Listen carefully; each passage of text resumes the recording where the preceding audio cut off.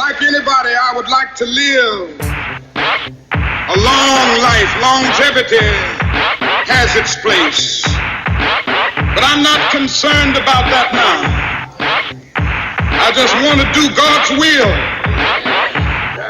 And He's allowed me to go up to the mountain. And I've looked over and I've seen the promised land.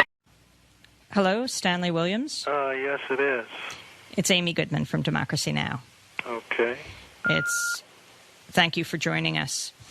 I know you don't have much time, so I want to ask why you are petitioning the governor for executive clemency. I'm petitioning, my attorneys are petitioning the governor because I am innocent, but primarily they're trying to save my life so that inevitably I will be able to prove my innocence. Can you talk about the crime that you were convicted of?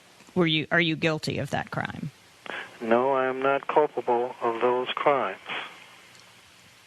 I've been stating that fact from the incipient, from the moment of my arrest, false arrest. Why do you think the jury found you guilty? Oh, it was quite easy. There was a paradigm of racism. We're talking about prosecutorial misconduct. We're talking about exclusion of exculpatory evidence. We're talking about IAC, which is ineffective assistance of counsel. We're talking about biased jury selection, which results in an all-white jury. We're talking about involuntary psychotropic druggings, the misuse of jailhouse and government informants, and last but not least... This call and your telephone number will be recorded and monitored. Not a shred of tangible evidence, no fingerprints, no crime scenes of bloody boot prints. They didn't match my boots, no eyewitnesses. Even the shotgun shells found conveniently at each crime scene didn't match the shotgun shells that I owned. Were you there that night? No, I wasn't. Everything was predicated on hearsay and circumstantial evidence. Why do you believe the police arrested you? Because of my past, because of my history.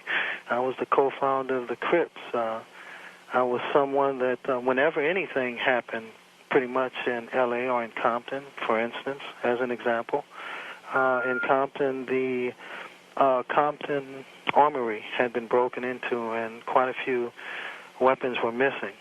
And, of course, they automatically assumed that I had something to do with it or I knew of someone who broke in there. And I was subjected to 2 lie detector tests. And yet they still arrested you? Oh, yes. Oh, yes. I've been picked up for many strange cases. Some I even had Johnny Cochran had to represent me for a attempted robbery on 2 individuals who, in a sense, were broker than I was. They were more destitute than I was, but yet still I attempted to rob them.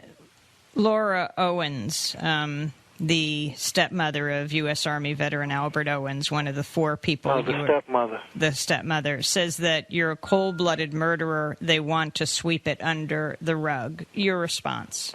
Well, I forgive her for her misquotes because, for one thing, I understand how the prosecutors and the AGs, the attorney generals, have a tendency to fill their heads with a unilateral version of the truth. The fact of the matter is that she's all this time, throughout all these years, I guarantee you that her and other people have not delved into every shred of evidence, all of the transcripts, all of the appeals. She has a unilateral version of what has taken place. So quite naturally, she's going to favor the prosecutor. But I guarantee you if she and others were to take the time and to read the transcripts and to view everything with an objective mind, I guarantee you that the results and their thinking would be entirely different. And plus, the fact of the matter is that I understand her grief. I express regret for anyone who has lost a loved one, any victim. Stanley Williams, can you describe where we're talking to you right now? Well, I'm on San Quentin's death row. I'm in a cell that's probably 9 by 4 or 9 by 5 feet, or foot, rather. And there's a steel sink, there's a steel toilet, there's a steel bunk, there's a steel shelf, there's a light fixture. And on the bars is, on the outside of the bars is a mesh fence. You have been at San Quentin for more than half your life? Yes, unfortunately so. Quite pathetic. Can you talk about your time there? Can you talk about the beginning, the years in solitary confinement, and what you've done? Well, I can easily demythologize the thought that, well, the person when he goes to prison, of course they'll change. They're locked up, but that's not so, because I was incorrigible from the moment I got here all the way up to 1988. So that debunks that theory. And once I was in solitary confinement, it provided me with the isolated moments to reflect on my past and to dwell upon something greater, something better than involving myself in thuggery and criminality. It had to be more to life than that. It had to be more than the madness that was disseminating throughout this entire prison.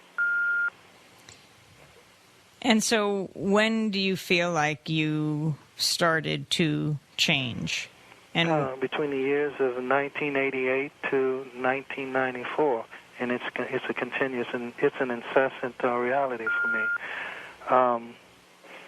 My redemptive transition began in solitary confinement, and unlike other people who express their experiences of an epiphany or satori, I never experienced anything of that ilk. Mine, that wouldn't have been enough. I often tell people that I didn't have a 360-degree turnaround. I had a 720-degree turnaround. It took me twice as much. Just one spin around wouldn't have done it. I was that messed up, that lost, that menticide, brainwashed.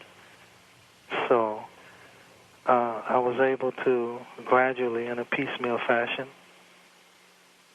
change my life, slowly but surely, through education, through edification, through spiritual cultivation, battling my demons, and eventually that led to me embracing redemption. And what does embracing redemption mean? Can you talk about your writing? Can you talk about what you've done? Well, my interpretation of redemption, it differs from the theological or the academical rendition. I believe that my redemption symbolizes the end of a bad beginning and a new start.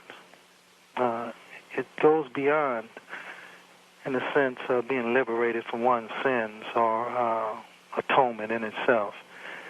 I feel that my redemption mostly or primarily encompasses the ability to reach out to others. I call it, when people say spirituality, I break it down as a spirit act, with spirit being the pneuma, the soul, the id, etc., etc., and the duality aspect of it being an act, a performance, a deed. So we're talking about a spirit act, and a spirit act towards helping other people, which are primarily youths in my case. And what is the message that you are trying to send? Who are you talking to among the youth in this country? Well, I'm talking to any youth who are considered to be or deemed to be at risk, or even hinting around being a thug or a criminal of any type of genre. I mostly propagate education and the need for it, because to me that is the terra firma in which any human being must stand in order to survive in this country or to survive anywhere in the world, and dealing, with every aspect of civilization, every aspect of surviving. Education is very important. It took me all these years to discern that, but now I do. I may not get there with you, but I want you to know tonight that we as a people will